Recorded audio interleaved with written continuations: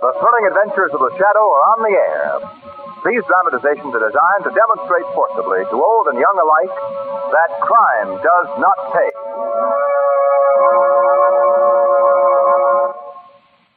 The Shadow, mysterious character who aids the forces of law and order, is in reality Lamont Cranston, wealthy young man about town.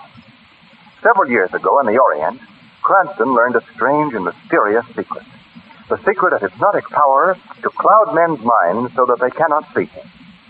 Cranston's friend and companion, the lovely Margot Lane, is the only person who knows to whom the voice of the invisible Shadow belongs.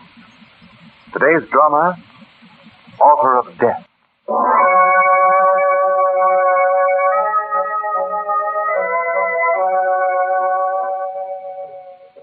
And I can see that travel folder now, Lamont. You want peace and quiet. Come to beautiful San Luis, the island paradise.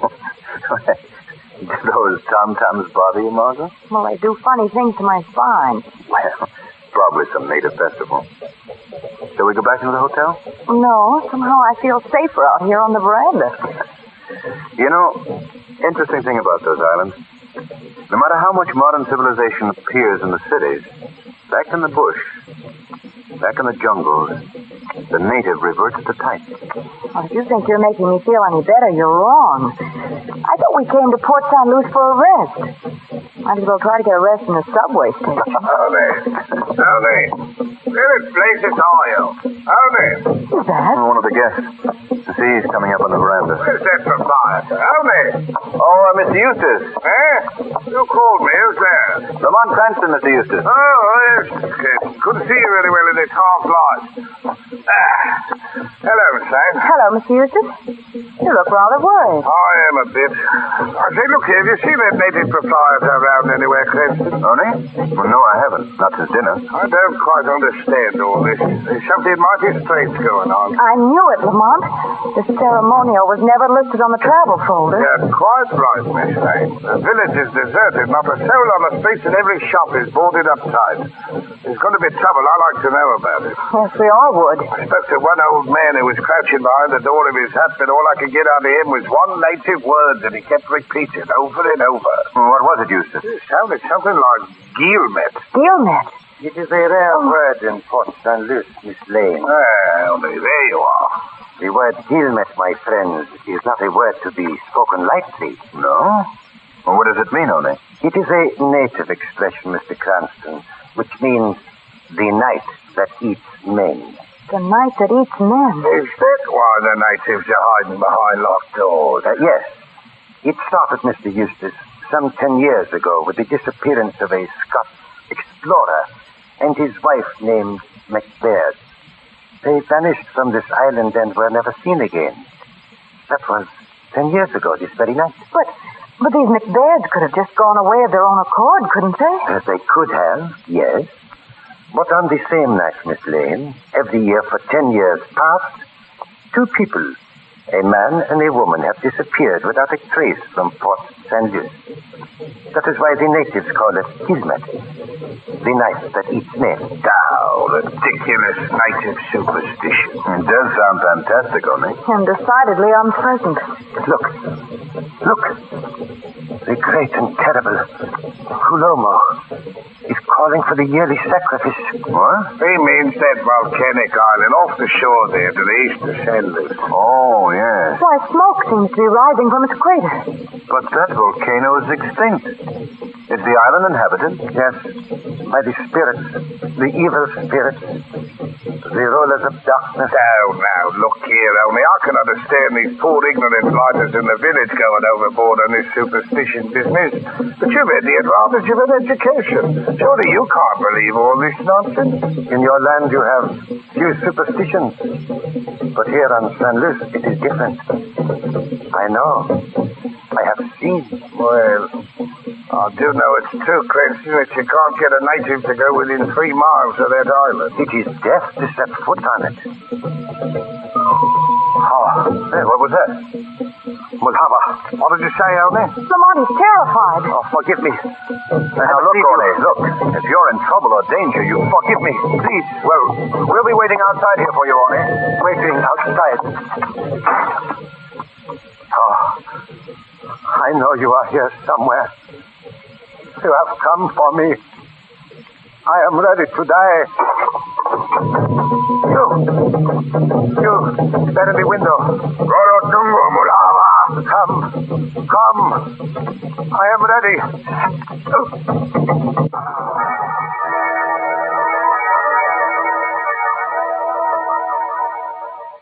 Tony's expression is like death, Mr. Eustace. Oh, no, Lamont. Who killed him? A native, I'd say. See this tiny poison dart stuck in his throat? Yes. That did the job. Only seemed to know this was coming. Listen. Weird flute music again. Came from somewhere outside. Can you see anything from that window, Margot? Lamont, there's a figure running down to the beach. Where? See? Look there in the moonlight. He's getting into a canoe. We've got to stop him. Come on. Out this door here. There he goes. Seems to be pulling away from shore rapidly. Can you recognize him? I'm afraid the moon isn't bright enough for that. Wait. Whoever it is, he'll go around the island and land somewhere on the opposite shore. Why do you say that, Miss Lane? Well, there isn't another body of land anywhere around here that he could escape to, Except that volcanic island, Colombo. That's where he seems to be headed. Eustace, where can I get a boat? Lamont. You're not going to follow us there. That's right. In spite of the legend that no one has ever returned from that island? Yes, Margot. How about it, Eustace? The boat. I have a slow but sturdy fishing launch, Cranston. You may have it on one condition. Well, what's that? That you let me come along. Glad to have you, Eustace. I suppose you'll realize that this isn't going to be exactly a pleasure trip. I understand. Well, then, what are we waiting for? You too, Margot? Well, you didn't think I was going to stay here on San Luis alone, did you? Come on, let's go.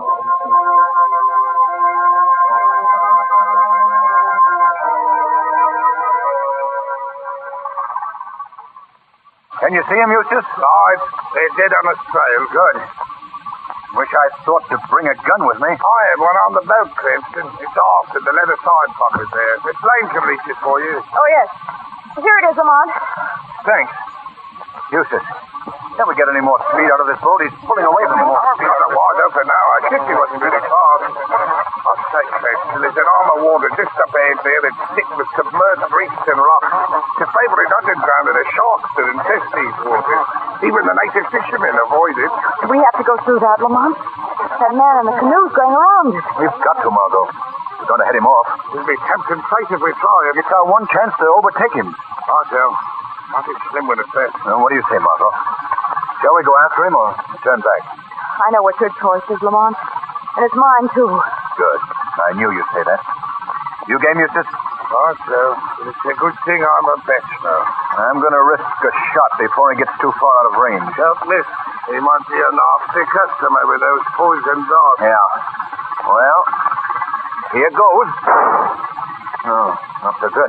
Well, what's happened to old Dead-Eye Dick, Lamont? I don't know, Margot. Well, I won't miss this time. Cranston, let me conserve our ammunition. What's left in the gun is all I have. Yes, and we don't know what we're liable to run into on that island. Hold on.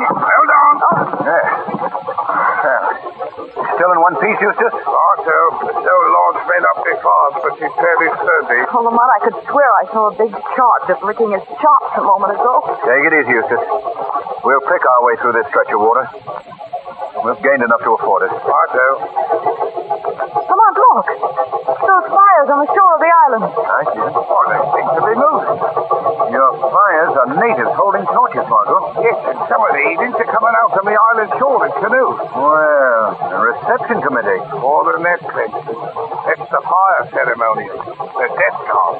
So, the hunters become the prey. Well, let's turn back quickly, Lamont. Those canoes are filled with savages. You know what that means. I guess you're right, Eustace. Back it is. Yes, and let's see if we can't get a little more speed out of this launch. Otto. Eustace, they're coming at us fast. Can't get any more out of this boat down. Try 'em. Uh-oh. Well, Eustace, we couldn't have picked a better time for the motor to go dead. Yes, it's quite an appropriate word at the moment. And and the native's only about 50 yards away from that prey of yours, Lamont. Well, we still have a gun. Now, don't shoot at the Cranston. You haven't enough bullets to do any good. Without slow guns and poison darts, we wouldn't have a chance. I guess you're right, Eustace. Lamont, Yes, Margot. any ideas? Not a glimmer. Well, we've been in tight places before. Yes, but this one is a prize winner. Looks like we're in for it, Margot. Here they come.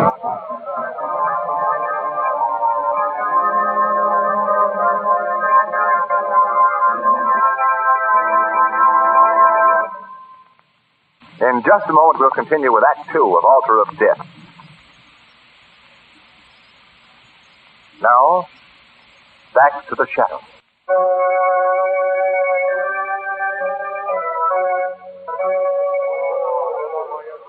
They're the most savage crew I've ever seen. The native in the lead boat wants to talk, Lamont. Huh? You know, fight! What did he say? He's asking us to surrender without fighting.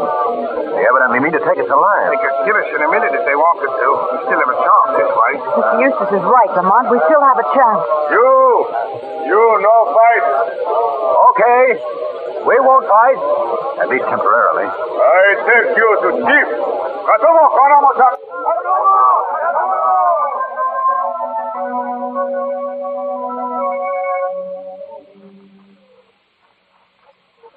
Largest hut in the village. Must be the chief. I hope he likes us. Where's Mr. Eustace? He was right behind us a moment ago. He was hauled off in another direction, Margot. Lamont, you don't think that... No. Let's not cross bridges before we come to them. Kanamata. This is chief house. Very nice. Pushing the back is hardly a formal invitation. Guess we haven't much choice, Lamont. I bring prisoners. This. Good evening. I've been expecting it.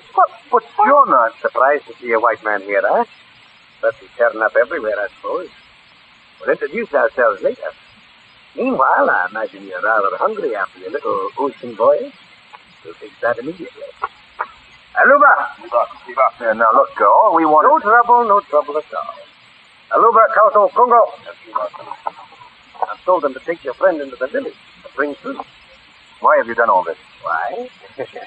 My subjects think we are man and wife. That is why your friend has been separated from me. You'll find the Kulti a very peculiar people, with many strange customs. They're idolaters, all of them. Worship a thing called Mulhava. Mulhava? Then... Aye, a rather savage deity that the natives feel requires human sacrifice. Beastly chat, Mulhava. I don't think we're going to like it. The lady needn't fear. I'm on the very best of terms with the Kulti. As a matter of fact, I shall go on ahead now and have the natives prepare for you. You're very kind. I'm happy to oblige. Lamont, Yes, Margot. did you see the initials on the silver belt buckle he was wearing? No, I didn't notice. They were capital M, A-C, capital B. Capital M-A-C, capital B. Yes. Didn't Oni tell us that the first two people to vanish from Port St. Luce were a Mr. McBaird and his wife? Yes, Margot. I'm afraid he did.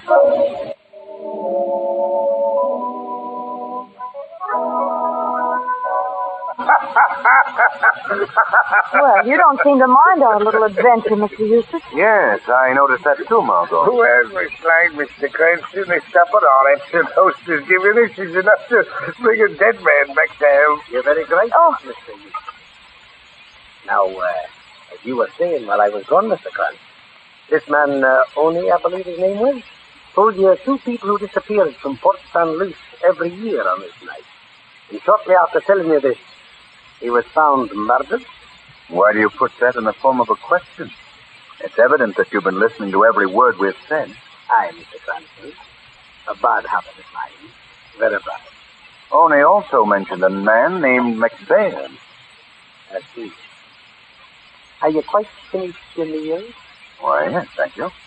And now, if you could let us have some fuel for our No. boat... You must accept my hospitality and stay the night. Or at least part of the night. The natives are well prepared for you. What's that? I use this gong to summon my servants. The natives are coming for the stream. Oh, thank you, my dear. This is my wife. The natives took rather a fancy to her and made her a priestess. We are both devout worshippers, as a matter of fact. Hey, What's going on here? Your friend only told you about the man and woman who disappear every year from Port St. Lucie. Their name is Cranston. Yes? It is my pleasure to inform you, Sam, that you and Miss Lane are the two who disappeared this year. What? Aye.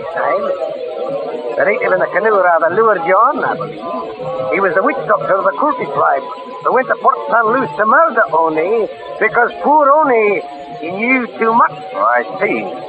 You were behind that, too. Aye. He had fallen away from the tribal laws. As for you see, a man and a woman must be killed in Mulhava's honor on this night. You met, as it is called on Port St. Lucie. What is your part in all this, McLean? For 10 years, I have engineered the disappearances of a man and a woman for the purpose of the Mulhava sacrifice. But why? Why? This volcanic island is some of the richest diamond territory in the world, Miss Lane. So that's it. Aye. I'm paid for my trouble in diamonds, which are worth more to me than to the savages, since I can reach the American and European market.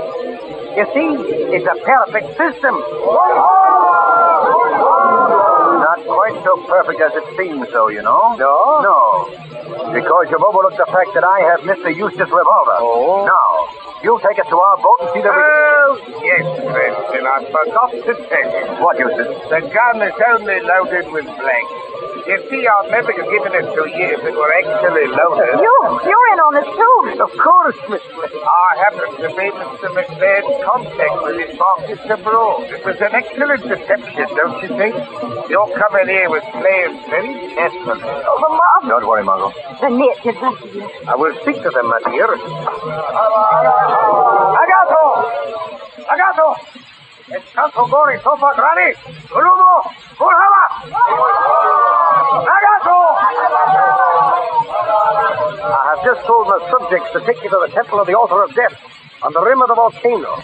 There, after due ceremony, you will be cast into its bottomless pit in flames as a sacrifice to our idol, Mulhava. Oh, no, McLean, it's not going to be as many for me, you fool. Lamont! Mr. McMahon, your native is killed. I couldn't deprive my people of their innocent little fun. No, I am saving you both for the fire sacrifice.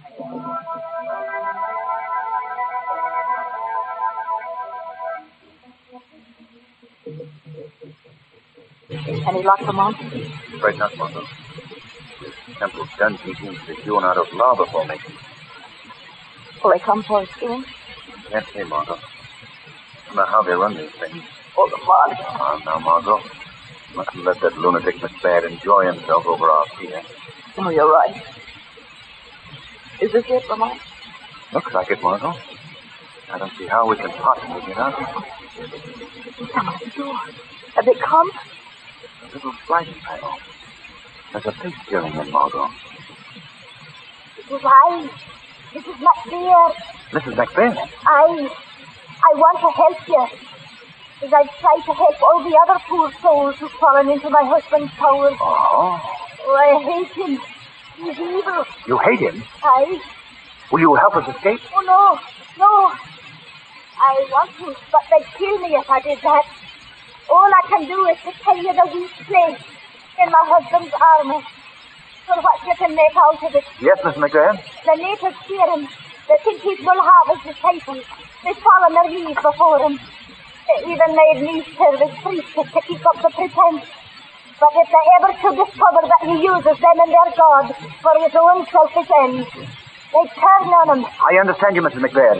And I think I see a chance. What do you mean, Lamont? Margot, perhaps the shadow can find a way out. Mrs. McBain, there's nothing I can do unless you open that door. Oh, they'd kill me. You must, I tell you, if we're all to have a chance. If I open it, I warn you I'm armed, and if you attempt to escape, I'll have to kill you in self-defense. I agree to those terms, Mrs. McBain. Very well. Just a moment. I'd better make a break for it, Margot. I'll be looking out for you. Good morning, Shadow. You feel it, Lane? Nothing. It's so nervous. Mr. Cranston. Where is he? He's gone, Mrs. McDonald. Oh, no. I'll be killed for this. They're coming. I'll help you, Mrs. McBaird. I'll do my best to help you. Here comes my husband. Well, Miss Lane, Where's Cranston? Where is he? Ah, my dear. This is some of your gentle work. Oh, she couldn't help it. He escaped. She couldn't have stopped. What's it, McBain? Cranston is gone. Oh, and where's that for? The natives won't think that's the woman. No, they will not. They insist on a man, too. But I think we can work out of that emergency. Don't you, Eustace? What do you mean, McBain? We have Miss Lane, have we not? But there's no man. You forget me. We have you. Oh, you're joking. You would do a thing like that. Besides, you need this too much. I need the nickels more, Eustace. Bullhara, Coro, Sugo! No, McBain, no, wait. Take that man, take him. He and Miss Lane will make our sacrifice to the mighty Bullhara.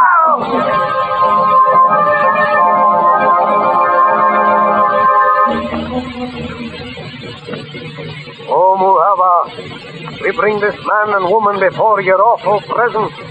Send us good fortune and plentiful food and the shining stones buried in the earth. Apply the torch to the man. Now, send his soul to Muhava and cast him into the crater of Kulumo, the flaming sacrifice. Sugo! No, McBain, no, have mercy, have mercy! No, McMahon! Bullhava, receive this offering. Now the woman, light the human torch. Hold on, Sugo! Drop that brand, drop it, I say. What's that? I heard the voice. So, McBain, you would set yourself up as a king? It's coming from the idol. Your evil reign is at an end, McBain. Magato, Bullhava, speak. You, priest of Bullhava, you understand me. Let there be no more human sacrifices. Shiva, no more sacrifice. Release that woman and set her free. Free the man who came to this island with her. And send them both from Kulumo in safety. Yes, Bullhava, we do as you say. We obey Bullhava. Hello! Bullhava has spoken! No, you will not do as he says.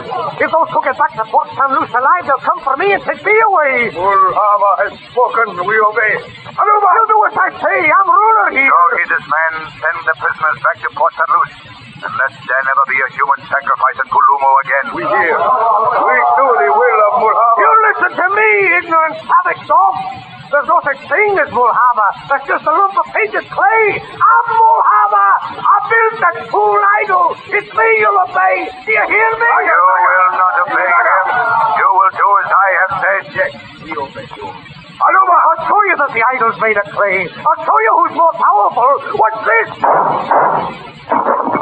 There, it's cracked and broken, your idol, Bullhava. I guess that'll quiet your almighty highness. Well, so don't stand there staring at me. You break Bullhava. You die. Wait a minute. No, wait a minute. It was only a joke. A joke. I'll build you another idol. Another one. Don't come no closer to me now. Die. Back. Get back, I say. I got a gun here. Stop or I'll shoot. Stop. No. No. No.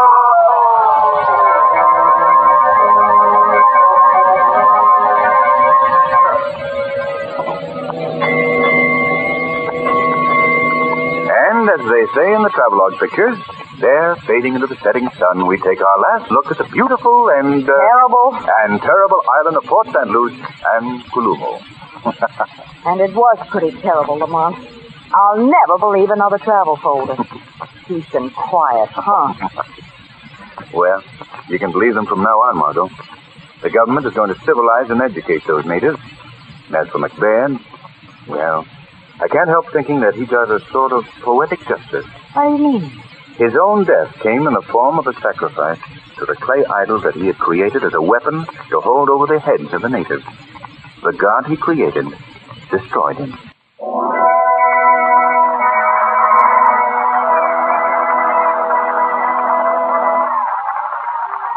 The Shadow program is based on a story copyrighted by Street and Smith Publications. The characters, names, places, and plot are fictitious. Any similarity to persons living or dead is purely coincidental.